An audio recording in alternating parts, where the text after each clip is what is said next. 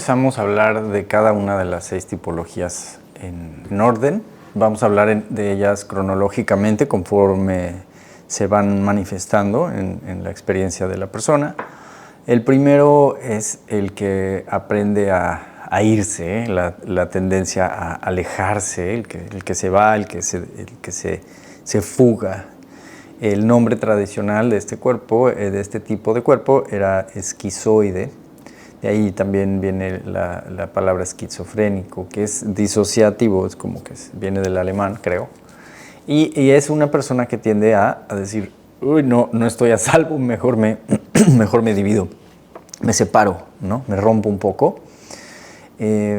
La disociación es un mecanismo de defensa que tiene la mente humana para evitar el dolor, el sufrimiento, y no es basada en un funcionamiento sano. Disociarnos no es sano. Es el último recurso, digamos. Lo primero que hacemos es negar algo, decir, no, eso no pasó, no es así, no fue así, yo no dije eso. Pero si ya es tan obvio y tan contundente que algo doloroso sí sucedió y no lo podemos entender, no podemos lidiar con ello, nos dividimos, nos enloquecemos, decimos, ¿no?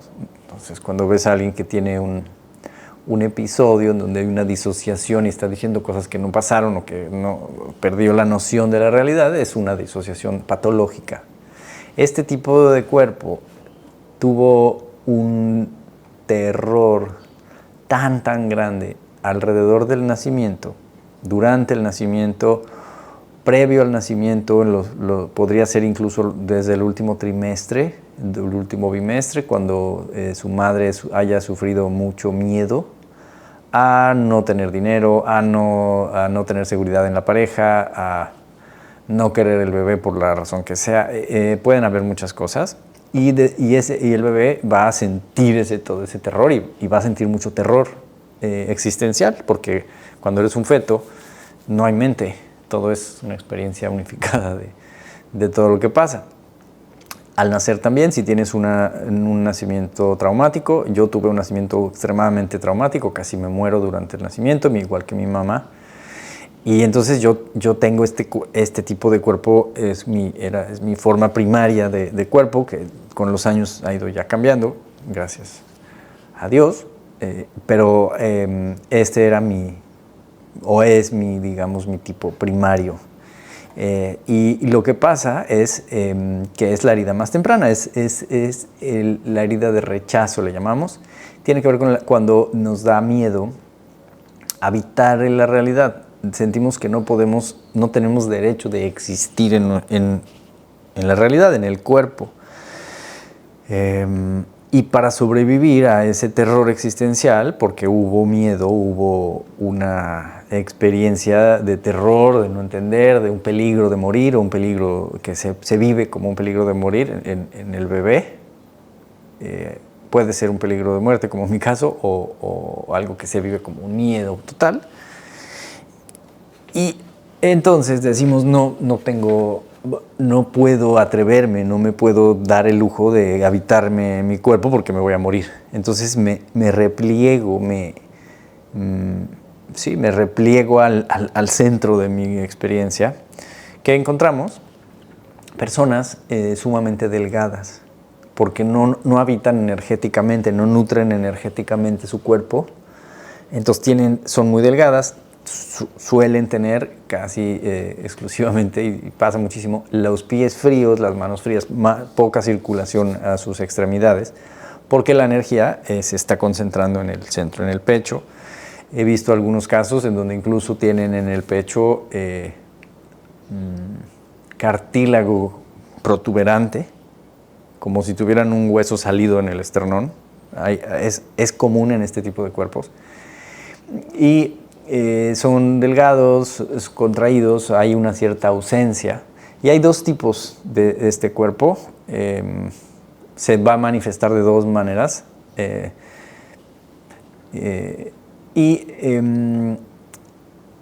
Es como si viviera en su mente, en su fantasía. Tienden a ser personas muy fantasiosas, que pueden ser o muy artísticos o muy científicos, o muy artísticos o muy inteligentes.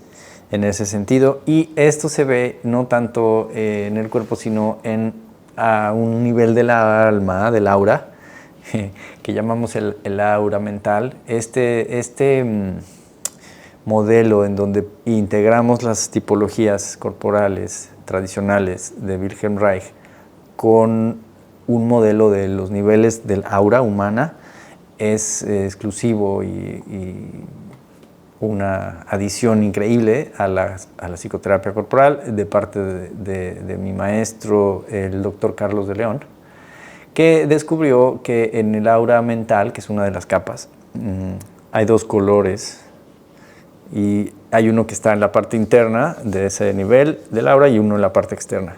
Y depende cuál sea tu combinación, vas a tender a ser más artístico o más científico, digamos.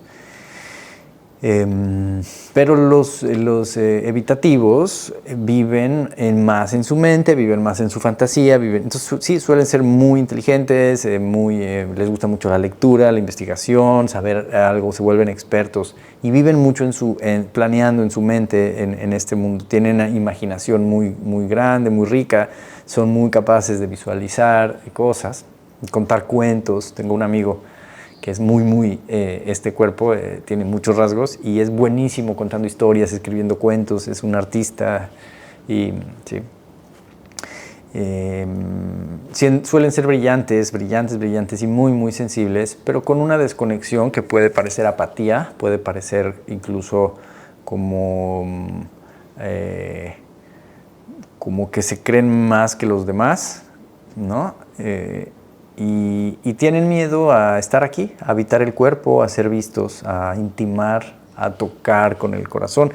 Para ellos, intimar es un acto de mucho valor y les da mucho miedo ser lastimados y ser heridos, porque si se permiten necesitar, si se permiten tocar la realidad, el miedo no es a ser abandonados o a ser lastimados, es a ser aniquilados. Es un terror existencial a romperse en mil pedazos o a deshacerse en un instante, y es un terror que se vive en todo el cuerpo. Es una especie de estado de terror extremo congelado. Si tú ves las etapas del miedo en un mamífero, primero es cautela, después puede haber rechazo, después puede haber como confrontamiento, agresión, pero si se vuelve más la amenaza, es como te empiezas a hacer para atrás, se protege el corazón, se protege la respiración y si el miedo sigue más y más y más, hay un momento de pánico total que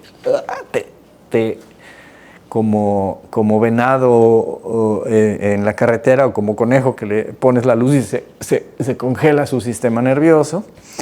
Esa es un poco la experiencia de este tipo de cuerpos, de la herida del rechazo. Y es miedo a existir, miedo a tocar, miedo a conectar, miedo a intimar, pero a la vez hay un deseo profundo de amor y de intimidad, obviamente. Les da mucho miedo también ser vistos, a figurar, estar enfrente, ¿no? Ser el centro de atención. Entonces, ¿te suena? ¿Por qué te digo te suena? Porque todos pasamos por un nacimiento y todos pasamos por una etapa primera, y todos tenemos hasta cierta medida esta herida. Todos tenemos todas las heridas.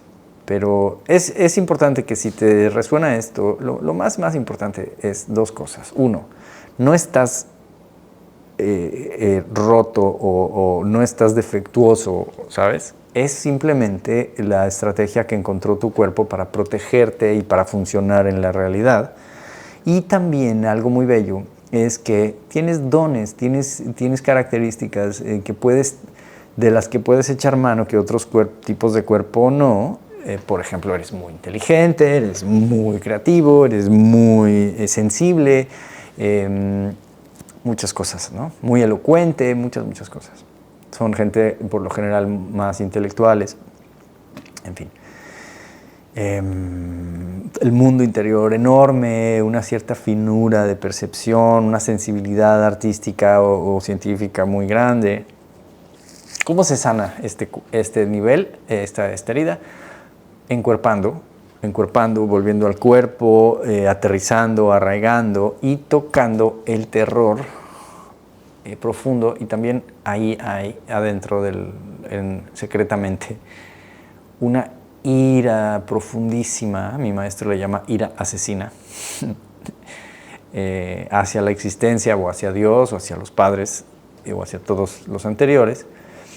Y la voz, cuando se va tocando este terror y esta ira, se va convirtiendo en un insight que le cae a la persona, en donde puede ir diciendo, tengo permiso, me puedo dar permiso, es posible que exista sin tener miedo, ¿no? Cosas así, voces de ese tipo, ¿no? Si te reconoces o te reconociste en algo de esto, cuéntamelo, pon comentarios, escríbeme tu experiencia, te contesto. Y si quieres la guía de los tipos para explorar un poquito más y estar más en contacto conmigo y mi contenido, adelante, descarga la guía. Si no me sigues, sígueme y toca la campana, por favor. O si te sientes lista o listo para terapia, también búscame en mis redes, en mi página web, hay enlaces para agendar sesiones.